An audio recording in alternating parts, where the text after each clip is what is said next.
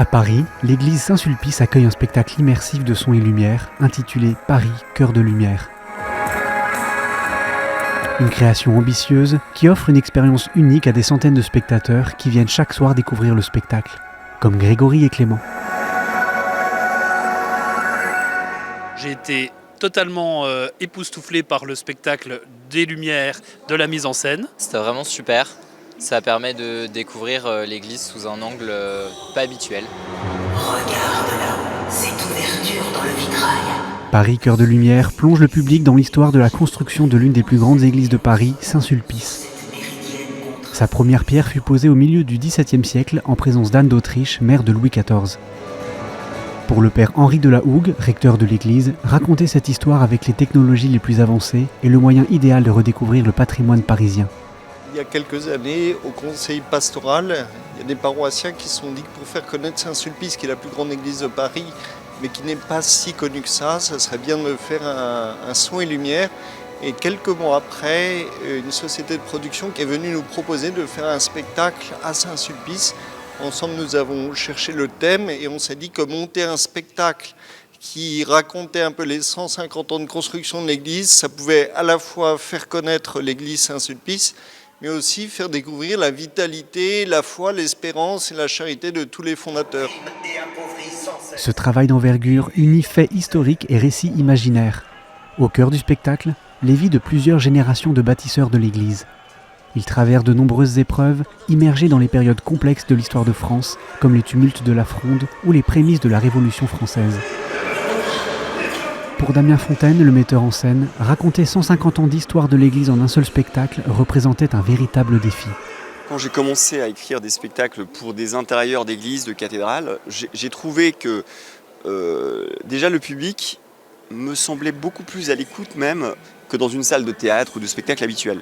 Parce que justement, c'est pas quelque chose qu'on a l'habitude de voir et d'entendre dans ce type de lieu. Et après, bien sûr, on raconte quelque chose en adéquation avec l'édifice, en lien avec la spiritualité, en lien avec justement cette élévation naturelle qui nous pousse vers le haut, liée à l'édifice dans lequel on est. Formidable! Voilà donc un chantier qui se présente sous les meilleurs auspices. J'ai fait venir notre architecte, M. Gamard, afin qu'il vous expose les plans qu'il a dessinés pour notre église. Sur la scène, plusieurs équipes de plus de 350 artistes bénévoles contribuent à donner vie au spectacle. Les voix des acteurs ont été enregistrées en amont par des artistes renommés. Cela permet une rotation régulière des interprètes. Notre paroisse. Le spectacle peut être ainsi joué 2 fois chaque jour pendant 1 mois. Ils ont profané le tabernacle. Les artistes, de tous âges et horizons, sont invités à participer. Parmi eux, Patricia, cadre de santé, qui prête ses traits au personnage d'Anne d'Autriche. Je suis paroissienne à Saint-Sulpice. Intégrer un spectacle comme celui-ci auprès de cette belle église, c'est vraiment un très beau challenge. Il y a vraiment une super ambiance. Ce qui m'apporte, c'est qu'en fait, je vais maintenant à la messe avec plus de joie, parce que je sais que je retrouve plein de copains. Voilà, donc ça c'est vraiment la chose très positive.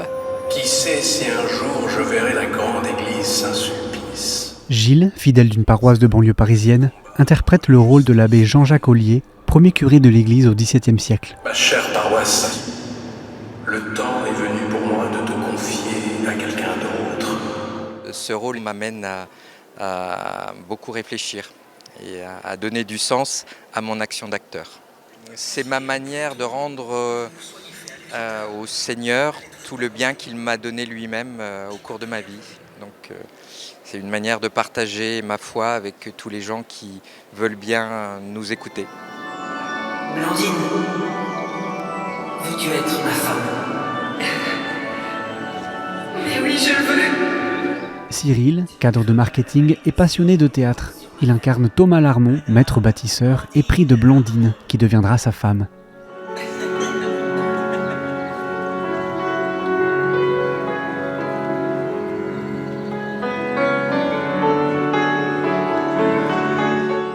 Pour moi, c'est assez naturel finalement de jouer un amoureux et surtout de jouer un amoureux dans une église. Voilà, c'est quand même la maison de Dieu, donc la maison de l'amour quelque part. Pour cette occasion, la crypte de Saint-Sulpice s'est transformée en un grand vestiaire pour accueillir les artistes. Blandine, l'une des costumières bénévoles, gère chaque soir les transformations d'une centaine de personnages du spectacle. Ce qui est le plus difficile, c'est de gérer les costumes par binôme, puisque les binômes de personnages n'ont pas forcément les mêmes morphologies. Donc pouvoir adapter le costume n'est pas forcément chose très aisée à ce moment-là. À travers leur engagement bénévole, tous les participants de ce spectacle sont heureux de contribuer au bien commun, témoigne Nicolas Germag, régisseur et accessoiriste. Mon premier métier, c'est comédien. Il se trouve que ma voix fait partie du spectacle. J'ai enregistré des rôles. Et pareil, nécessité, j'ai dû moi-même me mettre à la technique, monter le décor, le démonter, etc., etc. Et je trouve ça super, je trouve que ça fait partie de mon métier. Moi, ça m'intéresse finalement de me mettre derrière. Comme de toute façon, quand j'enregistre, je suis derrière un micro, je suis dans l'ombre. J'aime bien être dans l'ombre. C'est un endroit où je me sens bien pour servir une œuvre. Maintenant, si vous voulez bien, nous allons chanter et louer notre Seigneur.